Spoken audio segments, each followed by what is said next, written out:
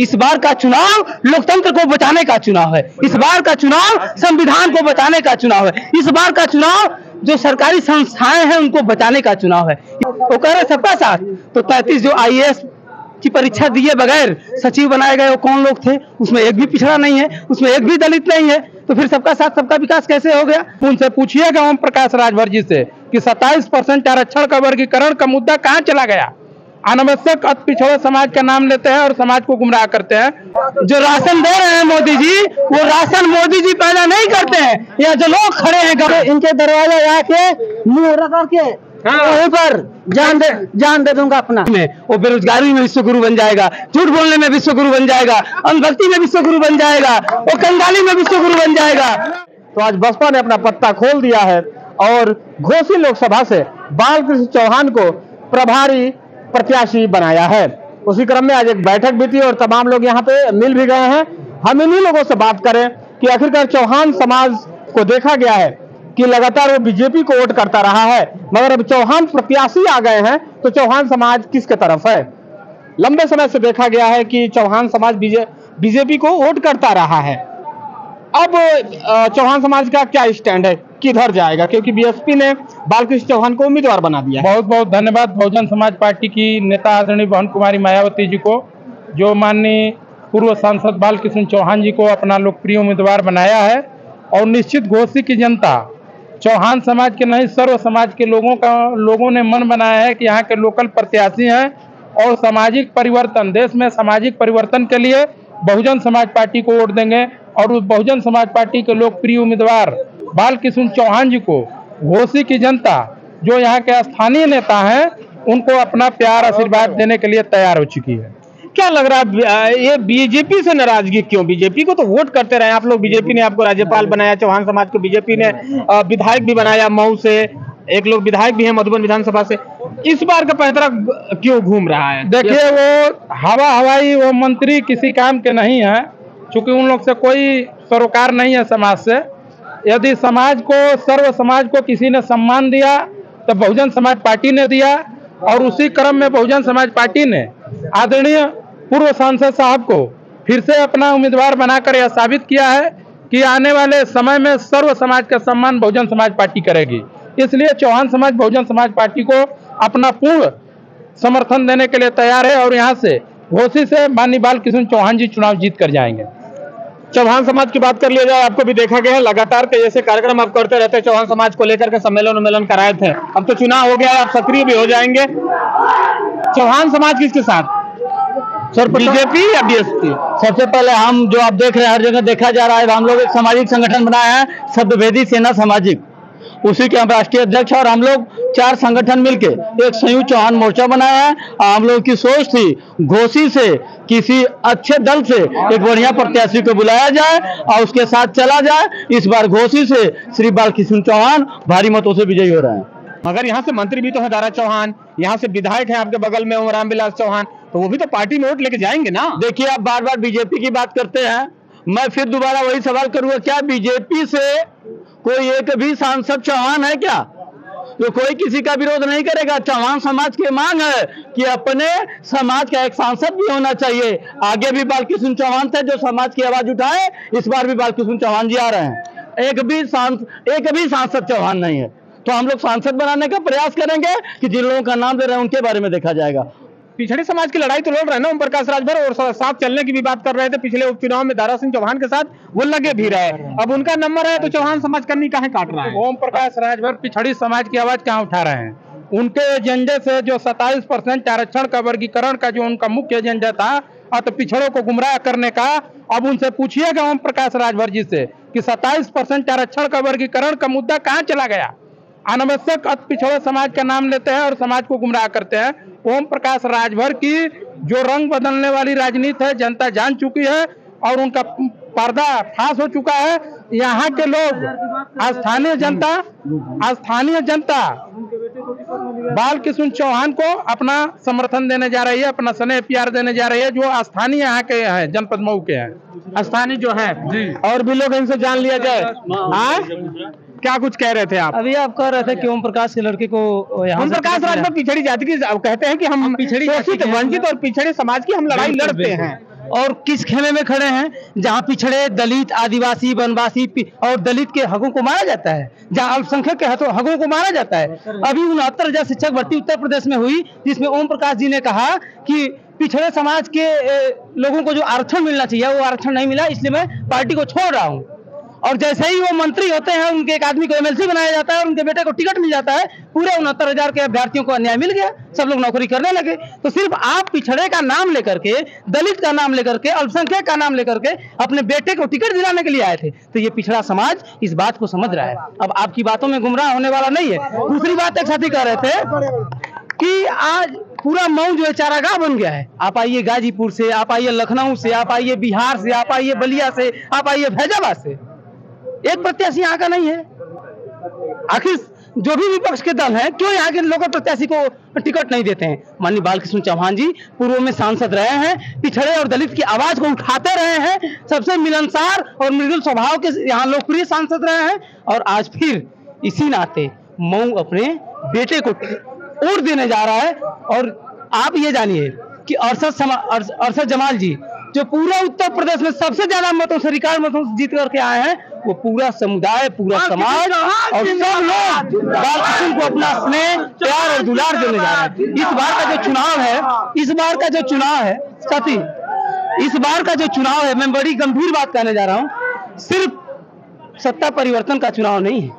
इस बार का चुनाव लोकतंत्र को बचाने का चुनाव है। इस बार का चुनाव संविधान को बचाने का चुनाव है। इस बार का चुनाव जो सरकारी संस्थाएं हैं उनको बचाने का चुनाव है। इस बार का चुनाव इस देश की आवाम, गरीब जनता, मजलूम, पिछड़े, बुनकर, आदिवासी, महिला, इन सबको बचाने का चुनाव है। वो बीजेपी तो कह रही है सबका सम्मान कर रहे हैं और सबको हम राशन फ्री और सभा शौचालय सब कुछ दे ही रहे हैं। बिल्कुल दे रहे हैं। और क्या चाहिए? बिल्कुल दे रहे हैं। एक मिनट, वो जो राशन दे रहे हैं ना, जो राशन दे रहे हैं मोदी जी, वो राशन मोदी जी पैदा नहीं करते हैं। या जो लोग खड़े हैं गाँव से आए हुए, वो लोग खेतों में हल चलाते हैं, वो जानते हैं कि गेहूं की सिंचाई कब होती है और धान की रोपाई कब। मोदी जी कभी खेत में नहीं जाते और वो हमारे पैदा किए हुए राशन को खाते हैं। कतई वो राशन फ्री का नहीं दे रहे, हमारा पैदा किया हुआ राशन वो आदमी फ्री में बैठ के खाता है और हमको गुमराह कर रहा है। दूसरी बात, वो कह रहे सबका साथ, तो 33 जो IAS की परीक्षा दिए बगैर सचिव बनाए गए वो कौन लोग थे? उसमें एक भी पिछड़ा नहीं है, उसमें एक भी दलित नहीं है, तो फिर सबका साथ सबका विकास कैसे हो गया? आपके SP, आपके DM, आपके बड़े बड़े सचिव, आपके विश्वविद्यालयों में प्रोफेसर, आपके कुलपति कौन है? फिर पिछड़ा समाज कहाँ जाता है? समाज ये क्या, ये पिछड़ा जो दलित शोषित समाज है, ये सवाल कर पाएगा चुनाव में? इसमें वोट दे पाएगा? तो रहा हूँ पिछड़ा समाज की तरफ से, दलित की तरफ से और पूरे युवाओं की तरफ से ये सवाल है। आपने कहा था 2 करोड़ रोजगार देंगे और हर साल रेलवे में 1 से 1.5 लाख भर्ती आती थी, 10 सालों में सिर्फ आपने 1,20,000 भर्ती दी है, वो भी अभी पूरी नहीं हो पाई है।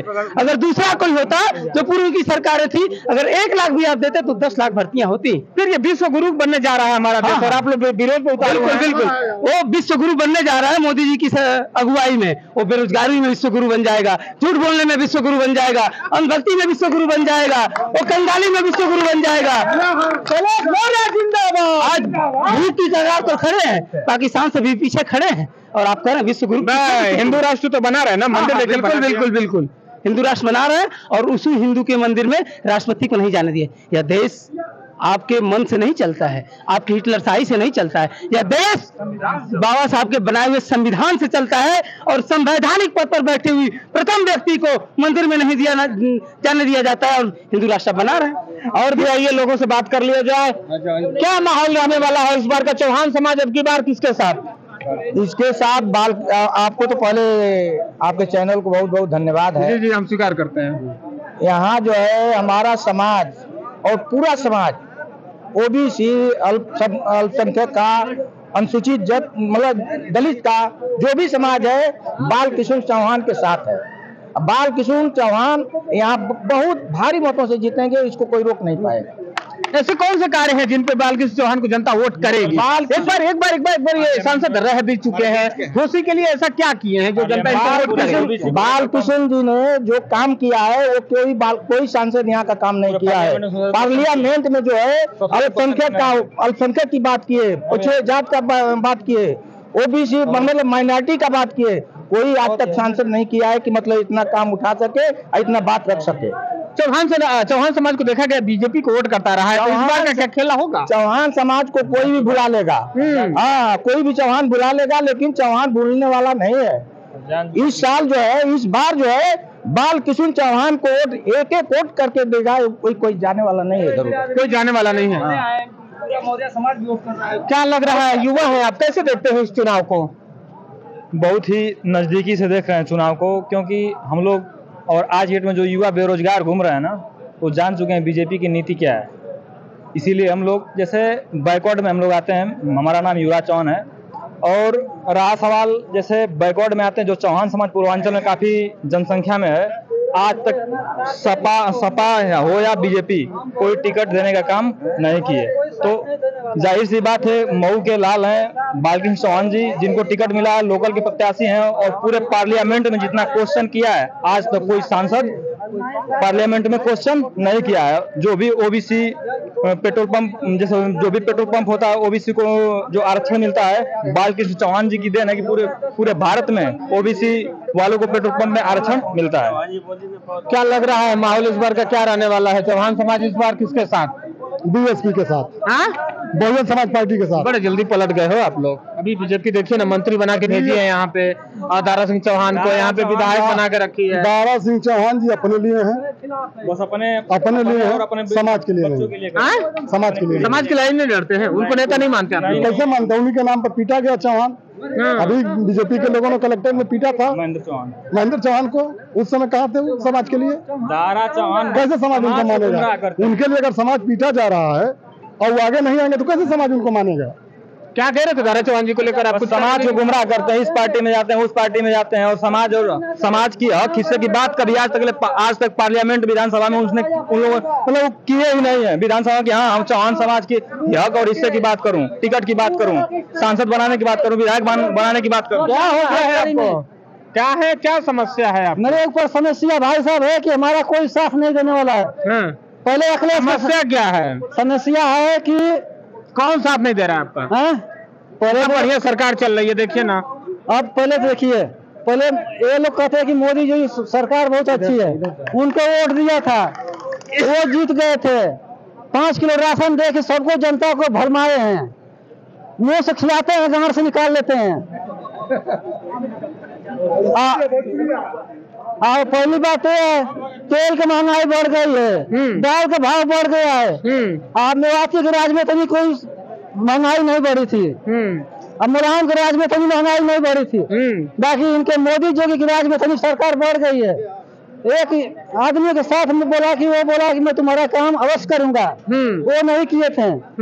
अब देखिए, अब चौहान के साथ में आ गया हूँ, ये हमारा काम कर देंगे तब तो अच्छी बात है ना। इनके साथ रहेंगे नहीं तो निकाह भी पलटी मार देंगे। हाँ, पलटी मार दूंगा, अभी पलटी मार देंगे, पलटी मार दूंगा। इनके दरवाजे आके मुंह रखा के वहीं पर जान दे दूंगा अपना कि हमारा साथ अब नहीं दे पाएंगे, अपने नहीं दे पाएंगे। जिताओगे ना।